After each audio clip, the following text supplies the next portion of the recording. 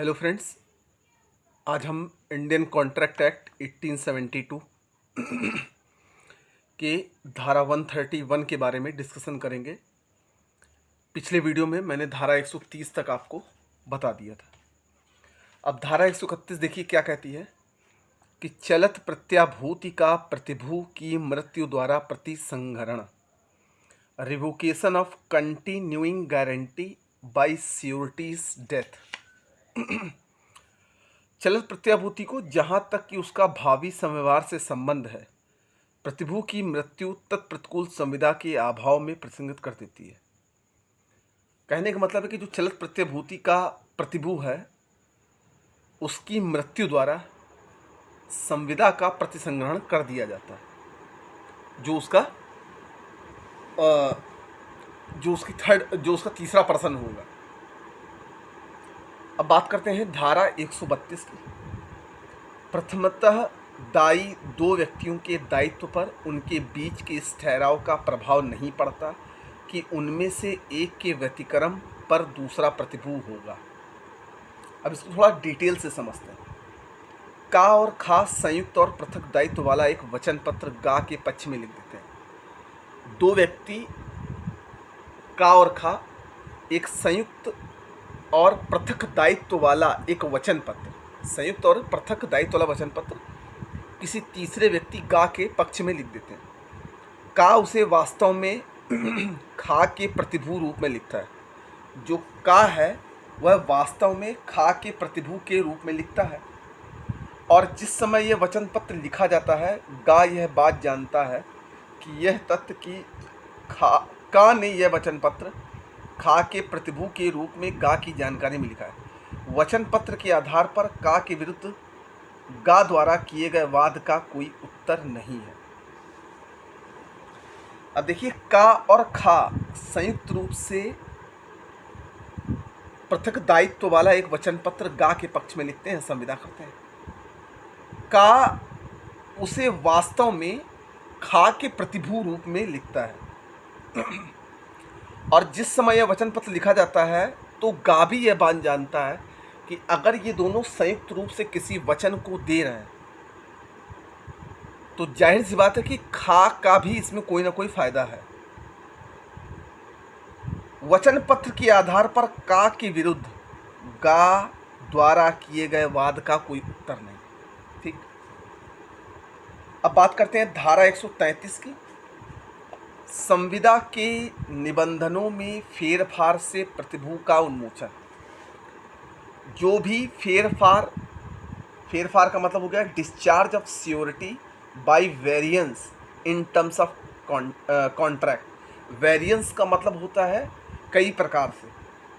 जो भी कई प्रकार से मूल ऋणी और लेनदार के बीच की संविदा के निबंधों में प्रतिभू की सम्मति के बिना किया जाए वह उस वेरिएंस के पश्चावर्ती समव्यवहारों के बारे में प्रतिभू का उन्मोचन कर देता है। जब देखिए, कहने का मतलब क्या है, जब भी कई प्रकार के मूल ऋणी और लेनदार के बीच में जब कोई संविदा होती है पैसे को लेकर, तो संविदा के निबंधनों में मतलब संविदा के करार में प्रतिभू की संपत्ति, जैसे कोई तीसरा व्यक्ति सिक्योरिटी देगा कि अगर ये नहीं देता तो मैं दूंगा, वह उस अलग अलग प्रकार के व्यक्तियों के पश्चावर्ती समव्यवहारों के बाद मतलब उनके व्यवहारों के बाद प्रतिभू का मतलब उस पैसे का उन्मोचन कर सकता है उससे जिसने वो तीसरे व्यक्ति ने दिया है सिक्योरिटी का। जैसे गा के बैंक में प्रबंधक के तौर पर खा के आचरण के लिए गा के प्रति का प्रतिभू होता है। गा के बैंक में प्रबंधक के तौर पर, गा एक बैंक में प्रबंधक है, उसके तौर पर खा के आचरण के लिए, खा एक व्यक्ति उसी कर्मचारी उसके आचरण के लिए गा के प्रति का प्रतिभू होता है। मतलब गा के प्रति ये का प्रतिभू होता है। तत्पश्चात का की सम्मति के बिना खा और गा संविदा करते हैं। अब का की सहमति के बिना खा और गा संविदा करते हैं कि खा का सबलम बढ़ा दिया जाएगा और ओवरड्राफ्टों में हुई हानि का 1/4 का खा दायी होगा। खा एक ग्राहक को ओवरड्राफ्ट करने देता है और बैंक को कुछ धन की हानि होती है। का उसकी सम्मति के बिना किए गए फेर फार के कारण प्रतिभू से उन्मोचित हो जाता है और इस हानि को पूरा करने का दायी नहीं है। अब देखिए, कहने का मतलब है कि मान लीजिए कोई व्यक्ति, ऐसा व्यक्ति जो बैंक में प्रबंधक है, ठीक है, बैंक में प्रबंधक है और एक व्यक्ति जो ओवरड्राफ्टिंग करता है उसके आचरण के लिए गा के प्रति का प्रतिभू देता है कि हाँ भैया हम इस व्यक्ति को जानते हैं, ठीक।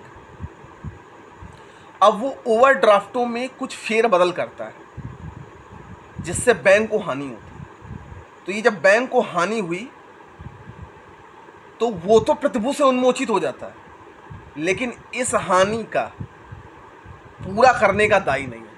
अब जो हानि है वो वसूली किससे जाएगी? जिसने जिसने जिसने उसकी प्रतिभू दी है वो सब उसके क्या होंगे? दायी होंगे, जाहिर सी बात है।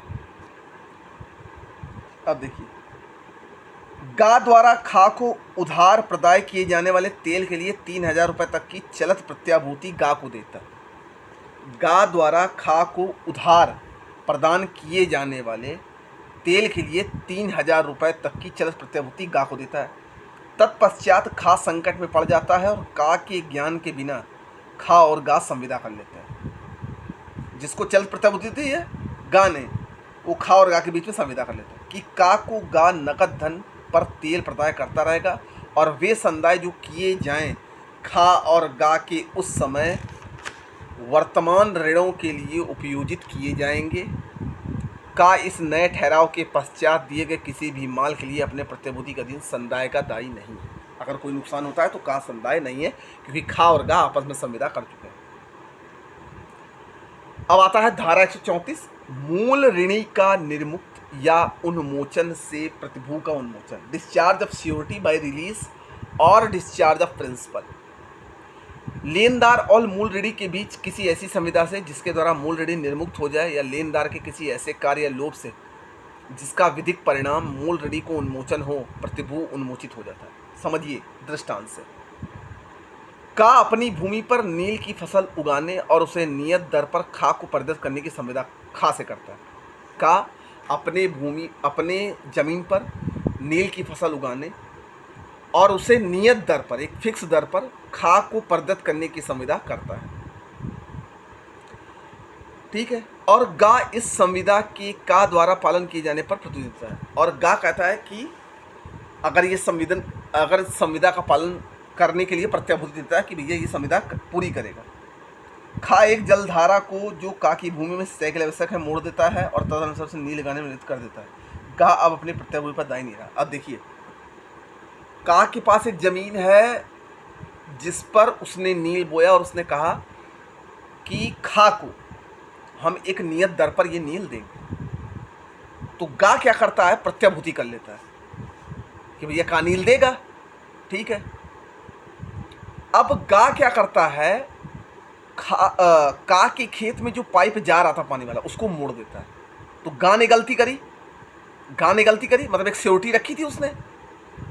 अब गा ने गलती करी तो गा ने सोचा कि यार ये काम कर देते हैं तो हम तो सिक्योरिटी मेरी हो जाएगी, क्योंकि का के ऊपर सारा दोष हो जाएगा, इसलिए, ठीक है। तो गा अब अपनी प्रत्याभूति पर दायी नहीं रहा, क्योंकि गा ने जो प्रत्याभूति करी वो दायी नहीं रहा, क्योंकि उसने ऐसा काम ही किया। अब धारा 135, प्रतिभू का उन्मोचन। जबकि लेनदार मूल ऋणी के साथ प्रशमन करता है, उसे समय देता है और उस पर वाद न लाने का करार करता है। अब लेनदार और मूल ऋणी के बीच ऐसी संविदा जिसमें लेनदार मूल ऋणी के साथ समझौता कर लेता है कि उसे समय देने या उसे पर वाद लेने का वचन देता है, प्रतिभू को तब के सेवा उन्मोचित कर देती है जबकि प्रतिभू ऐसी संविदा के लिए अनुमति देता है। अब देखिए, प्रतिभू का उन्मोचन कब होता है? कि जब लेनदार मूल ऋणी के साथ यह वचन कर लेता है कि भैया तुम मेरे ऊपर कोई वाद नहीं लाओगे, वाद नहीं लाने का वचन दो, तब वो उससे उन्मोचित हो जाता है कि भैया अगर हम समय से पैसा ना दे पाएँ, आपको ये ना कर पाएँ, तो आप मेरे ऊपर वाद मत लाइएगा, कोई कार्रवाई नहीं करिए। तो दोस्तों, आज के वीडियो में हम धारा 135 तक रहने देते हैं, नेक्स्ट वीडियो में मिलेंगे। अब इसकी धारा को हमको डिटेल से समझना बहुत जरूरी है। Thank you.